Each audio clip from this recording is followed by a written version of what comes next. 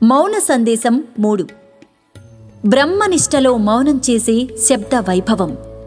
నాలుక లేకయే పలుకుచున్నది, శబ్దము వినిపించకుండా ధ్వనించుచున్నది.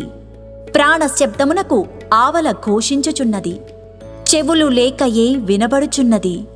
నాదము కాని నాదమై చెవులు కొరుకుచున్నది. ఎడతెరిపిలేని శబ్ద తరంగం ఇది. బ్రహ్మనిష్ట మౌనములో ఆదినాదము, అనాహత నాదము, ఆనందదాయకమైన శబ్దము, పరమాత్మ దివ్య నాదము ధ్వనించుచున్నది. ఈ శబ్దము అఖండముగా ఎడతెరిపి లేకుండా, నా ప్రమేయము లేకుండా జరుగుచున్నది. బాహ్య చెవులతో వినే నాదము కాదు ఇది. నాదముకు అభిన్నమైతే వినబడేది ఇది.